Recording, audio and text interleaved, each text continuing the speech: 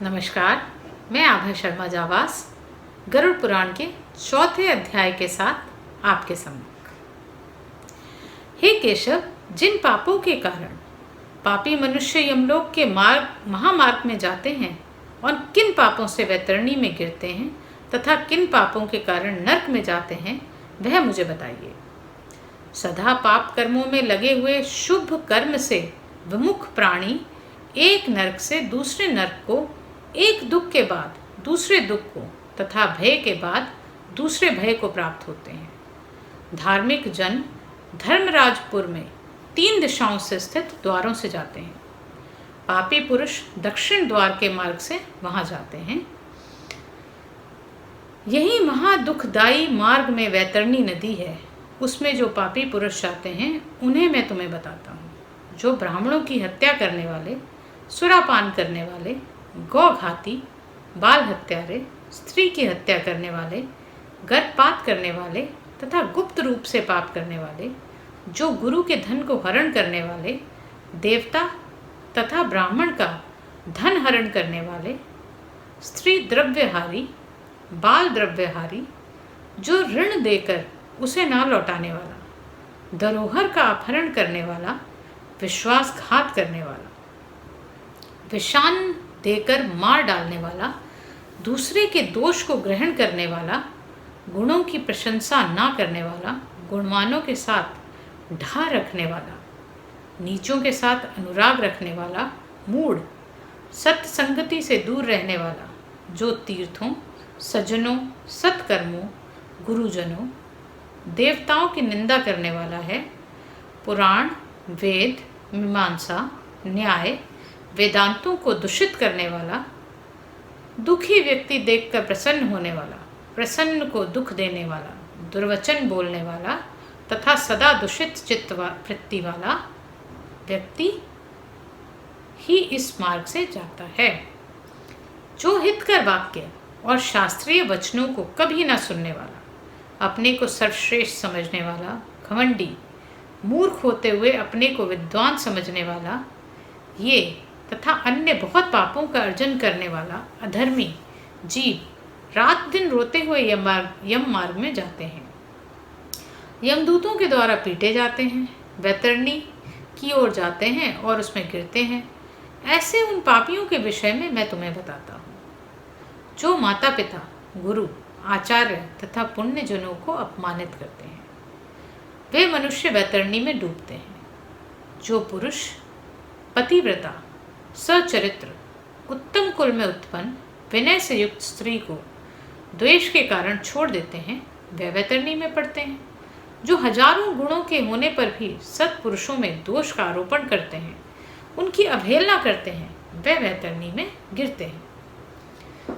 वचन दे करके जो ब्राह्मणों को यथार्थ रूप में दान नहीं देता और बुला करके जो व्यक्ति नहीं है ऐसा कहता है, वह दोनों सदा वैतरणी में निवास करते हैं। स्वयं दी हुई वस्तु का जो अपहरण कर लेता है, दान देकर पश्चाताप करता है और दूसरे की आजीविका का हरण करता है, दान देने से रोकता है, यज्ञ का विध्वंस करता है, कथा भंग करता है, क्षेत्र की सीमा का हरण कर लेता है और गोचर भूमिका को जोतता है, वैतरणी में पड़ता है। ब्राह्मण होकर रस विक्रय करने वाला, वृषली का पति, वेद प्रतिपादित यज्ञ के अतिरिक्त अपने लिए पशुओं की हत्या करने वाला, ब्रह्म कर्म से च्युत, मांस भोजी, मद्य पीने वाला, उच्च श्रृंखल स्वभाव वाला, शास्त्र के अध्ययन से रहित ब्राह्मण, वेद पढ़ने वाला शूद्र, कपिला का दूध पीने वाला शूद्र, यज्ञोपवीत धारण करने वाला शूद्र, ब्राह्मणी का पति बनने वाला शूद्र, राजमहिषी के साथ व्याभिचार करने वाला, पराई स्त्री का अपहरण करने वाला, कन्या के साथ कामाचार की इच्छा रखने वाला तथा जो सतित्व नष्ट करता है, वे सभी तथा इसी प्रकार और भी बहुत निषिद्ध आचरण करने में उत्सुक तथा शास्त्र विहित कर्मों को त्यागने वाले वे मूढ़ जन वैतरणी में गिरते हैं। सभी मार्गों को पार करके पापी यम के भवन में पहुंचते हैं और पुनः यम की आज्ञा से आकर दूत लोग उन्हीं वैतरणी में फेंके जाते हैं। हे खगराज, वह वैतरणी नदी सभी प्रमुख नरकों में सर्वाधिक कष्टप्रद है, इसलिए यमदूत पापियों को इस वैतरणी में फेंकते हैं।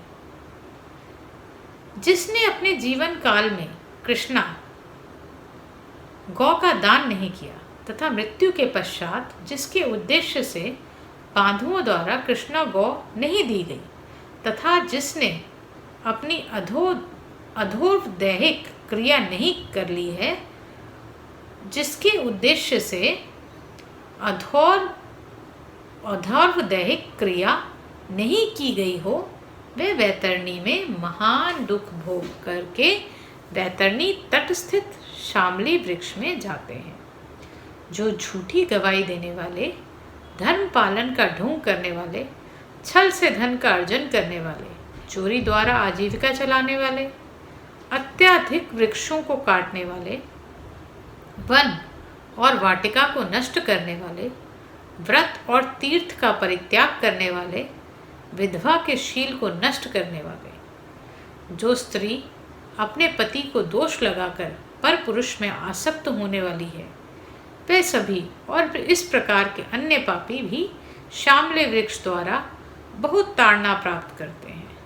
पीटने से नीचे गिरे हुए इन पापियों को यमदूत नरकों में फेंकते हैं। उन नरकों में जो पापी गिरते हैं उनके विषय में तुम्हें बतलाता हूँ। वेद की निंदा करने वाले, नास्तिक, मर्यादा का उल्लंघन करने वाले, कंजूस, विषयों में डूबे रहने वाले, दंभी तथा कृतघ्न मनुष्य निश्चय ही नरकों में गिरते हैं।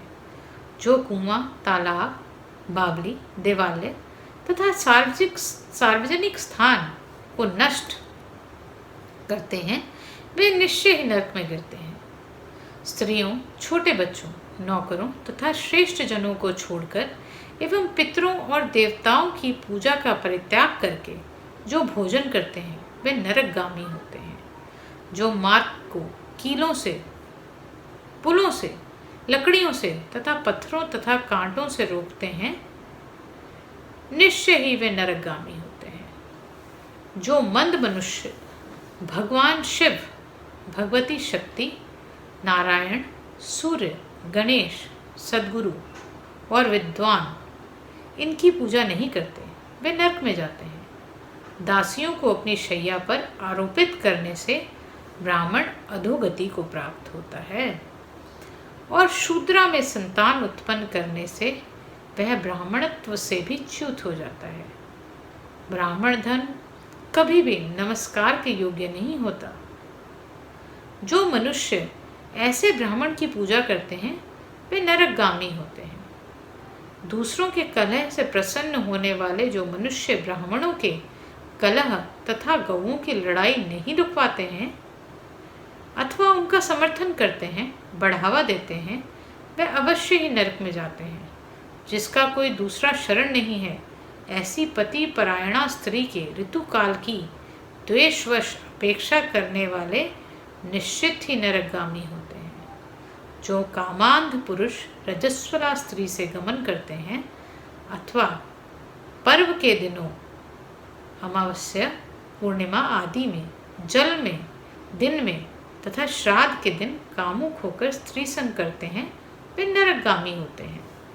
जो अपने शरीर के मल को आग, जल, उपवन, मार्ग अथवा गौशाला में फेंकते हैं, वे निश्चय ही नरक में जाते हैं। जो हथियार बनाने वाला, बाण, धनुष का निर्माण करने वाले तथा उनका विक्रय करने वाले हैं, वे नरकगामी होते हैं। चमड़ा बेचने वाले, वैश्य, केश का विक्रय करने वाली स्त्रियां तथा विष का विक्रय करने वाले, वे सभी नरक में जाते हैं। जो अनाथ के ऊपर कृपा नहीं करते, सत्पुरुषों से द्वेष करते हैं, निरपराध को दंड देते हैं, वे नरकगामी होते हैं। आशा लगाकर घर पर आए हुए ब्राह्मणों को और याचकों को पाक संपन्न रहने पर भी जो भोजन नहीं कराते, वे निश्चय ही नरक प्राप्त करते हैं। जो सभी प्राणियों से विश्वास नहीं करते और उन पर दया नहीं करते, जो सभी प्राणियों के प्रति कुटिलता का व्यवहार करते हैं, वे निश्चय ही नरकगामी होते हैं। जो अतीतेंद्रिय पुरुष नियमों को स्वीकार करके बाद में उन्हें त्याग देते हैं, वे नरकगामी होते हैं। जो आध्यात्म विद्या प्राप्त करने वाले गुरु को नहीं मानते और पुराण वक्ता को नहीं मानते, वे नरक में जाते हैं। जो व्यक्ति मित्र से द्रोह करते हैं, जो व्यक्तियों की आपसी प्रीति का भेदन करते हैं, जो दूसरे की आशा को नष्ट करते हैं, वे निश्चय ही नरक में जाते हैं। विवाह को भंग करने वाला, देव यात्रा में विघ्न करने वाला तथा तीर्थ यात्रियों को लूटने वाला घोर नरक में वास करता है। वहां से उसका पुनरावर्तन नहीं होता। जो महापापी घर, गांव तथा जंगल में आग जलाता है, यमदूत उसे ले जाकर अग्नि कुंडों में पकाते हैं। इस अग्नि से जले हुए अंग वाला वह पापी जब छाया की याचना करता है तो यमदूत उसे असीपत्र नामक वन में ले जाते हैं। वहां तलवार के समान तीक्ष्ण पत्तों से उसका अंग जब कट जाता है, तब यमदूत उससे कहते हैं, रे पापी, शीतल छाया में सुख की नींद सो। जब वह प्यास से व्याकुल होकर जल पीने की इच्छा से पानी मांगता है तो दूतों द्वारा उसे खौलता हुआ तेल पीने के लिए दिया जाता है। पानी पियो और अन्न खाओ, ऐसा उस समय उनके द्वारा कहा जाता है। इस अति उष्ण तेल के पीते ही उनकी आंतें जल जाती हैं, वे गिर पड़ते हैं। किसी प्रकार पुनः उठकर अत्यंत दीन की भांति प्रलाप करते हैं। विवश होकर उधर श्वास लेते हुए वह कुछ कहने में भी समर्थ नहीं होते। हे ताक्षर्य, इस प्रकार की पापियों से बहुत सी यातनाएं बताई गई हैं। विस्तार पूर्वक इन्हें कहने की क्या आवश्यकता है? इस संबंध में सभी शास्त्रों में कहा गया है। इस प्रकार हजारों नर नारी नारकीय यातनाओं को भोगते हुए प्रलय पर्यंत घोर नरकों में पकते रहते हैं। इस पाप का अक्षय फल भोगकर पुनः वहीं पैदा होते हैं और यम की आज्ञा से पृथ्वी पर आकर स्थावर आदि योनियों को प्राप्त करते हैं। वृक्ष, गुल्म, लता, वल्ली, गिरी तथा तृण आदि ये स्थावर योनियां कही गई हैं। यह अत्यंत मोह से आवृत है। कीट, पशु, पक्षी, जलचर तथा देव, इन योनियों को मिलाकर 84 लाख योनियां कही गई हैं। इन सभी योनियों में घूमते हुए जीव मनुष्य योनि प्राप्त करते हैं और मनुष्य योनि में भी नरक से आए व्यक्ति चांडाल के घर में जन्म लेते हैं तथा उसमें भी पाप चिन्हों से बहुत दुखी रहते हैं। किसी को गलित कुष्ठ हो जाता है, कोई जन्म से अंधे होते हैं, कोई महारोग से व्यथित होते हैं। इस प्रकार पुरुष और स्त्री में पाप के चिन्ह दिखाई पड़ते हैं।